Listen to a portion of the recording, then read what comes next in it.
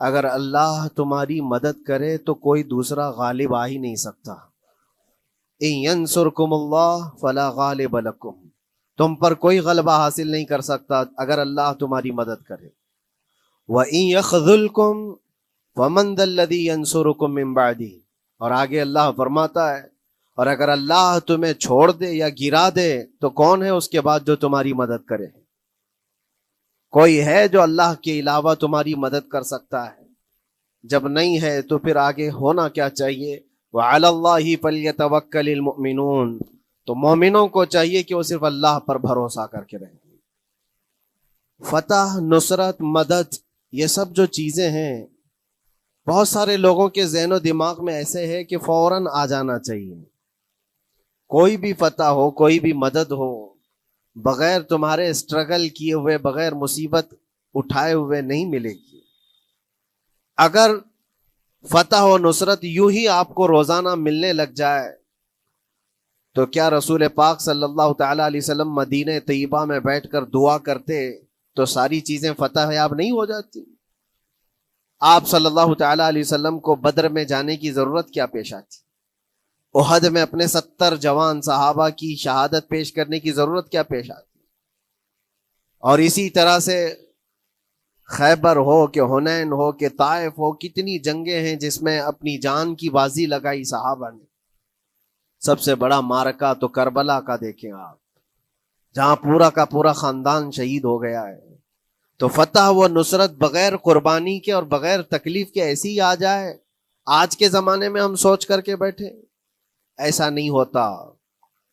اسلام زندہ ہوتا ہے ہر کربلا کے باہر، اور اللہ کی مدد آتی ہے، یہ بھی نہیں ہے کہ نہیں آئے گی.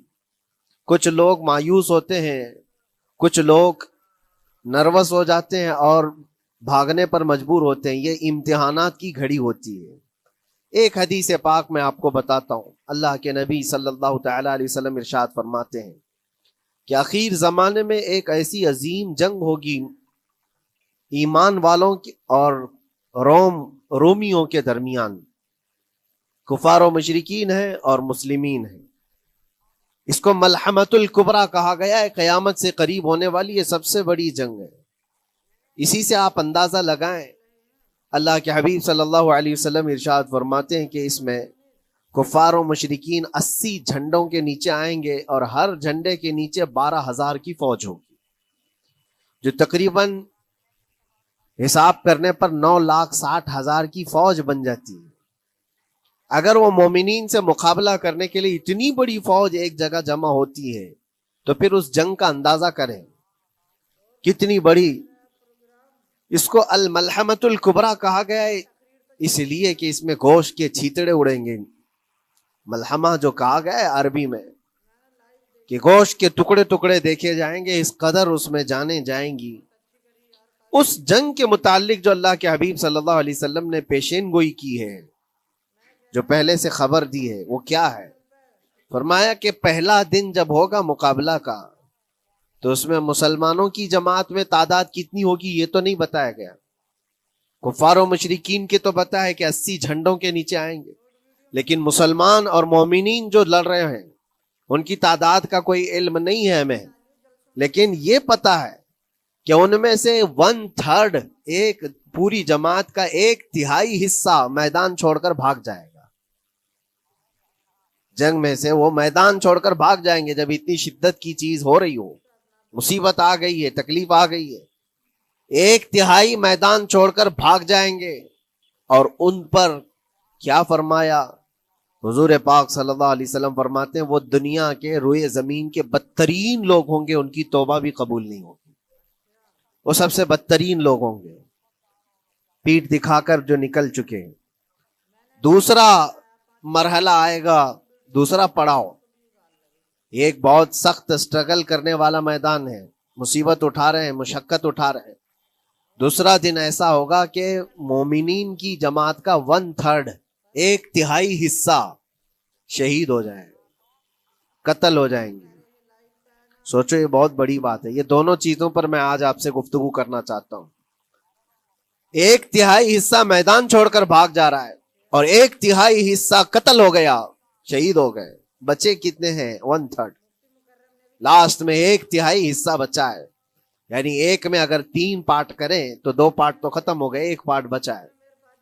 اور اللہ کے نبی صلی اللہ علیہ وسلم فرماتے ہیں اللہ رب العزت اس آخری 1/3 حصے کو فتح مبین عطا فرمائے گا۔ فتح تو ہے ان کی، فتح ہوگی ان کی، لیکن جو حصہ بچا ہوگا وہ آخر کا 1/3 حصہ ہوگا۔ اب اس پر مجھے عرض یہ کرنا ہے، مومنوں کو اگر فتح دیکھنا ہے، اللہ کی نصرت اور مدد دیکھنی ہے، تو یہ 2 چیزیں تو برداشت کرنی پڑیں گی۔ کون سی؟ پہلی چیز اپنوں کا چھوڑ کر بھاگ جانا، اور دوسرا اپنوں کا اپنے سامنے مر جانا۔ یہ دونوں چیزیں ہمیں دیکھنا پڑے گا۔ بہت سارے ایسے ہوں گے جو چھوڑ کر جا چکے ہوں گے، دامن چھڑا رہے ہوں گے، بھاگ چکے ہوں گے، اور کچھ وہ ہوں گے جو لڑتے لڑتے اپنی جان دے چکے ہوں گے۔ یہ دونوں بھی بہت سخت مسئلے ہیں میرے عزیزو، انسان کو یہ پگھلا دیتی ہیں چیزیں۔ اگر آپ کو ایسا لگے کہ میرے اپنے جاننے والے لوگوں میں سے کچھ لوگ مجھے چھوڑ کر بھاگ جا رہے ہیں، تو یہی انسان ٹوٹ جاتا ہے، اس کے دل کی کیفیت بدلنے لگ جاتی ہے، وہ پھر مایوسی کا شکار ہونے لگتا ہے۔ میری جماعت میں 100 لوگ تھے، 90 تو بھاگ رہے ہیں، 10 کیا کریں گے؟ اس کا اندر سے جو عزم تھا، حوصلہ تھا، وہ ڈاواں ڈول ہونے لگ جاتا ہے۔ اپنوں کا چھوڑنا یہ بہت بڑی آزمائش ہوتی ہے، وہ کسی بھی میدان میں آپ دیکھ لیں، کسی بھی میدان میں اپنے لوگ اگر چھوڑ دیتے ہیں تو یہ اس کے لیے آزمائش ہے بہت بڑی۔ اور دوسری آزمائش تو یہ ہے، بچے آدھے تھے، اس میں سے تو آدھے انتقال کر گئے۔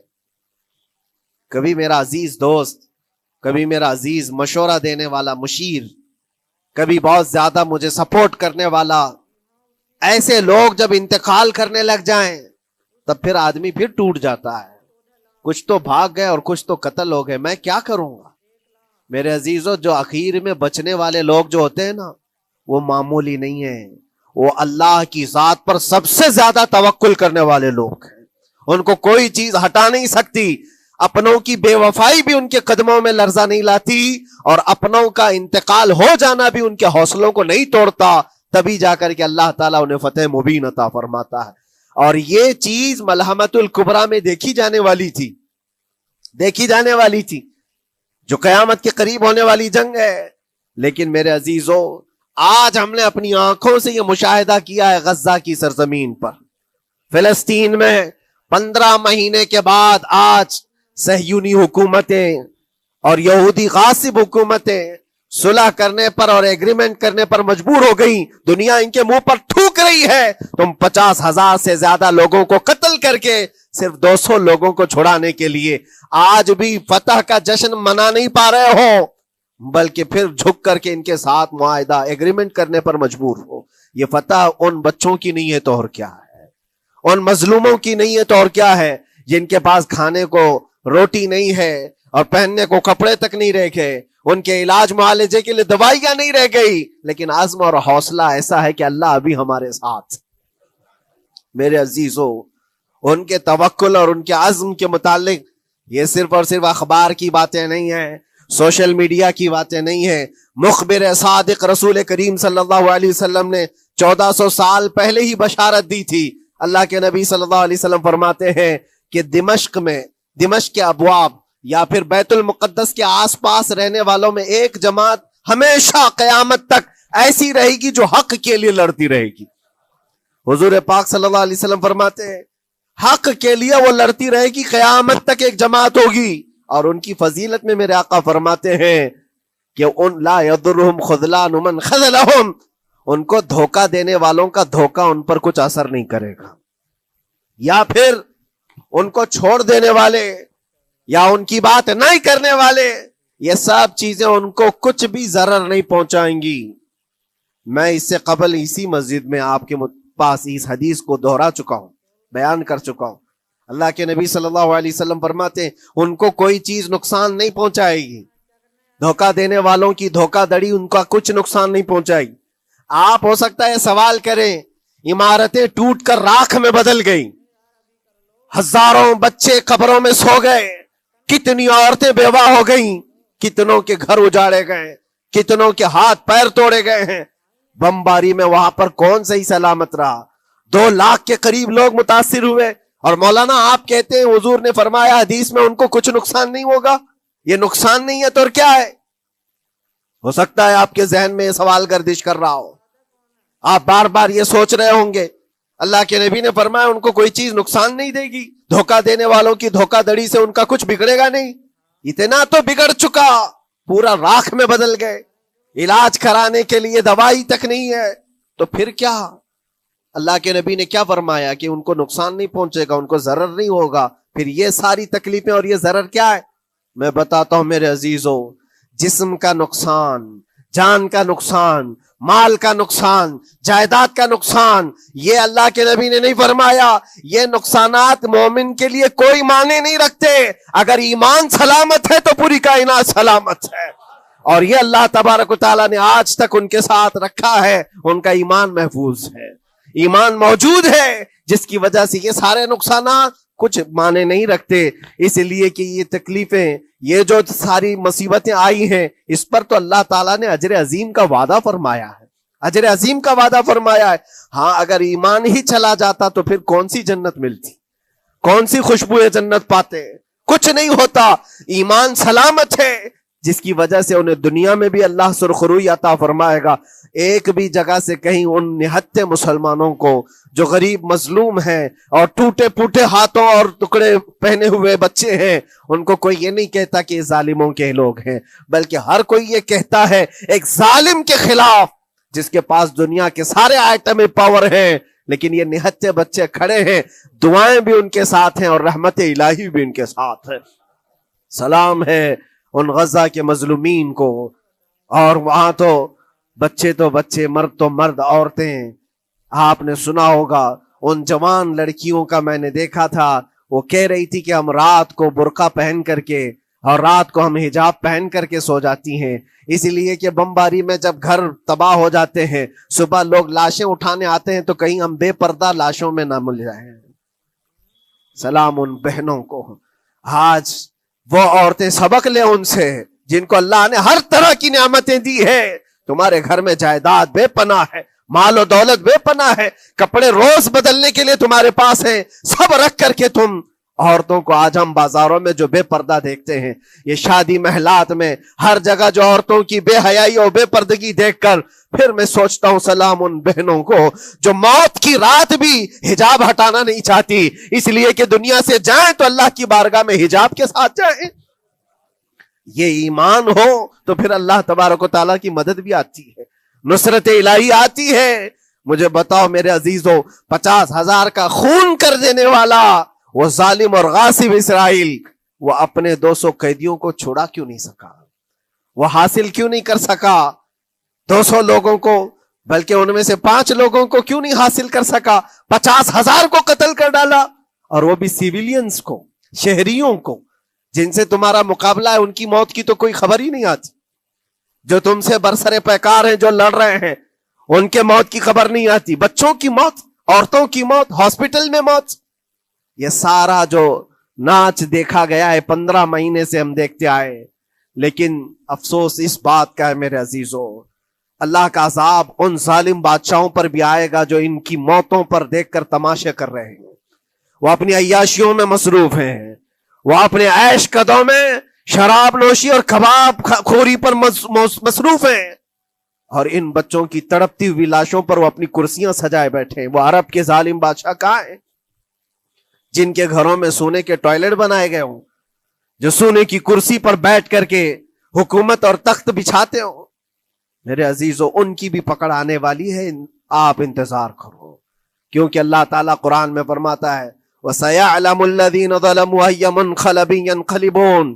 ان قریب ظلم کرنے والے یہ پہچان لیں گے کہ اللہ ان کو کس پلٹی میں گرائے گا، وہ کس پلٹی میں، کس کھائی میں جا کر کے گریں گے. اندازہ کرو، ظالم صرف وہی نہیں ہے جو بمباری کرتا ہے اور قتل عام کرتا ہے، ظالم وہ بھی ہے جو تماشائی بن کر کے لوگوں کا سپورٹ کرتا ہے، ان لوگوں کو سراہتا ہے جو ظلم کر رہے ہیں.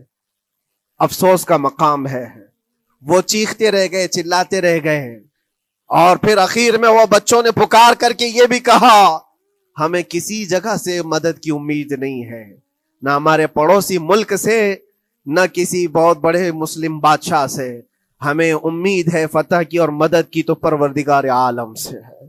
اور یقیناً مومنوں کے لیے اللہ نے یہی فرمایا وَعَلَى اللَّهِ فَلْيَتَوَكَّلِ الْمُؤْمِنُونَ، اور مومنوں کو چاہیے کہ صرف اللہ ہی پر بھروسہ کریں۔ میں نے دیکھا ہے میرے عزیزو، یہ دنیا صرف اور صرف لالی پاپ پکڑا سکتی ہے تمہیں، ان کے ہاں مدد کی کوئی گنجائش نہیں ہے۔ یہ ہمارے ساتھ کھیلتے ہیں، ان کے دلوں کے اندر سے رحم غائب ہے۔ یہ بچوں کی تڑپتی ہوئی لاشوں کو دیکھ کر کوئی آواز تک نہیں اٹھاتا، جو آواز اٹھانے والا اس کو کیس کر کے بند کر ڈالیں گے۔ جو بھی اگر مظلوموں کے لیے آواز اٹھائے، ان کا پرچم لہرائے، تو کتنے تو یہاں پر FIR ہو گئے، بند کر دیے گئے۔ کیوں؟ مظلوموں کے لیے آواز اٹھانا کیا یہ ہمارا رائٹ نہیں ہے، ہمارا حق نہیں ہے؟ تم ظالموں کے لیے علل اعلان بات کر سکتے ہو، ہم مظلوموں کی بات بھی نہیں کر سکتے؟ کیسی بات ہے میرے عزیزو؟ ہم جس دنیا میں جی رہے، اسی لیے میں آپ سے کہتا ہوں اٹھو وہ گر نہ حشر نہ ہوگا پھر کبھی، دوڑو کہ زمانہ چھال اپنی چل گیا، قوت عشق سے ہر پست کو بالا کر دو، دہر میں نام محمد سے اجالا کر دو۔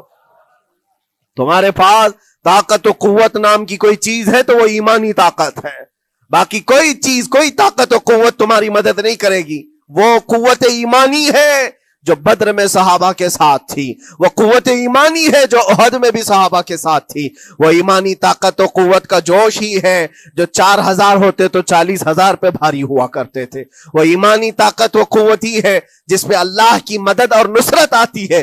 آج مومنو، آپ سب سے زیادہ اللہ پر توکل کرو، اللہ پر بھروسہ کرو۔